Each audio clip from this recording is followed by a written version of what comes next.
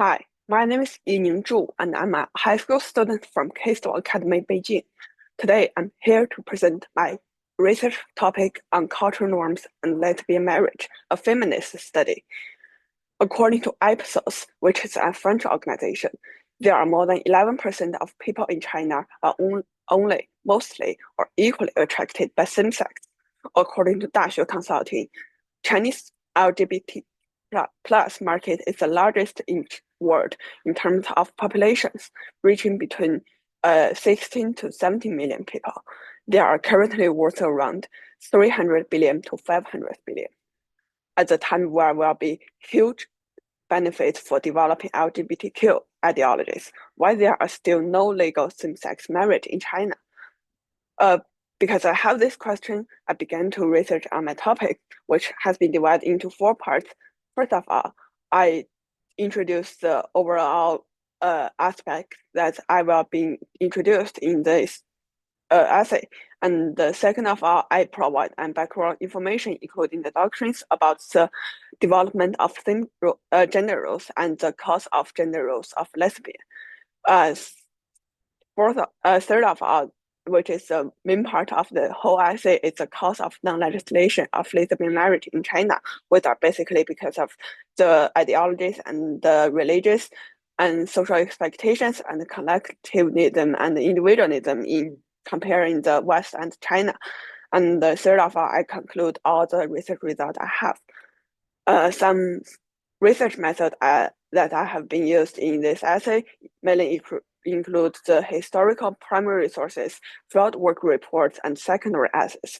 For the historical primary resources, I use several books such as Book of Later Han, The Art of Lovemaking, and The Bamboo Sleep in Yuelu Academy to introduce the religious ideologies and social expectations in ancient time. For the fieldwork result, it has been mainly used to showcase the social expectations of females in modern society. For example, there is a report named The Social Status of Chinese Women in 1990s. The secondary essay mainly used to explain the concept in primary resources and classification of LGBTQ+. For example, there is an essay called Sex Positive Feminism, Queer Theory, and the Politics of Transgression. Now I will introduce my result of the whole essay. First of all, as I mentioned before, the religious and ideologies has in fact the policies on same-gender marriage in China allowed. There are mainly three ideologies that is very famous in Chinese society. There are Confucianism, Buddhism, and Taoism. For Confucianism, the extreme inequality between males and females after marriage has in fact the policies of single-sex marriage allowed. The wife's submission to her husband represents the husband's dignity in the society. At the meantime, the family is qualified by the male's obedience, which is the base of the peaceful society. Those two ideologies bring females a huge moral responsibility to maintain the peaceful life in their family and the society, so they cannot violate the order of their husband in order to achieve their responsibilities. Second of all, the Buddhism has two ideologies that affect the mindset of females. First of all, the predestination give the elders in the families an excuse to persuade a woman to have an unwilling marriage. To be more specific, when a woman don't want to marry with a man, their parents can say that it's the Buddha's willingness for you to marry your husband. If you don't, it will be a violence to the Buddha's willingness. And the second of all, the idea of my suffrage will decrease other suffrage, bring women into a self-proof trap, because women at that time are very willing to prove their ability in the society, so they become nuns to take the place of their family to bear the suffrage, which is the way they believe the most effective way to prove their ability.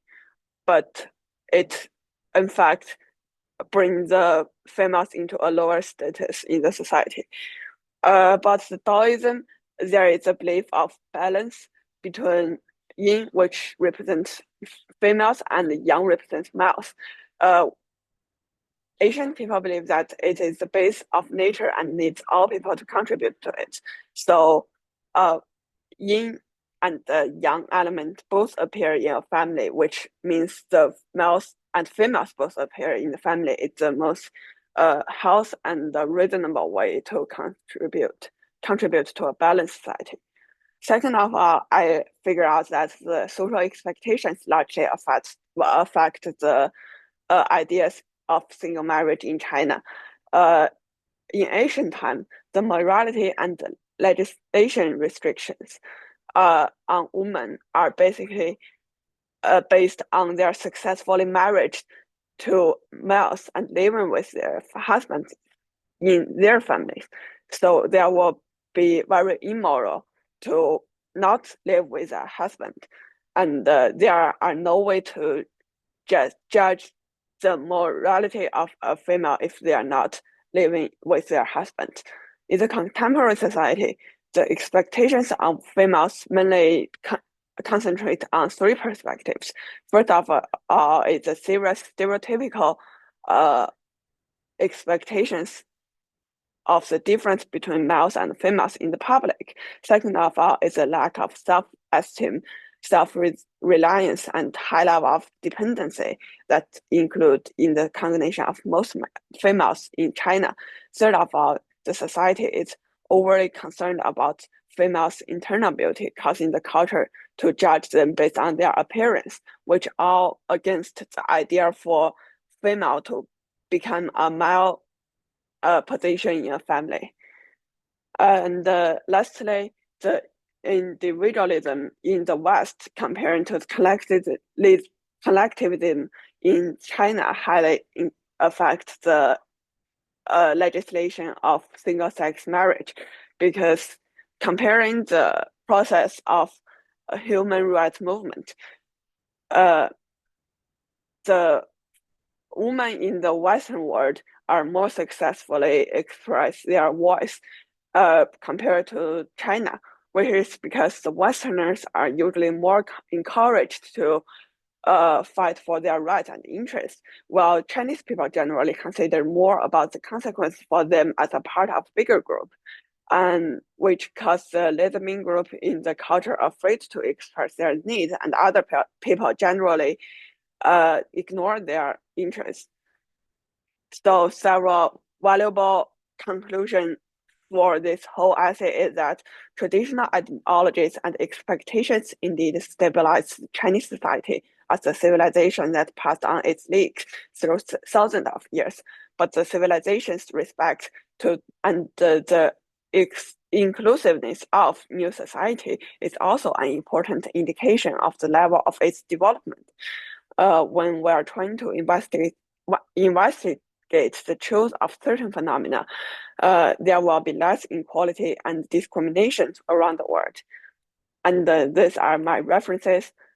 I'm looking for your comment and feedback. Please contact me through the email shown right here.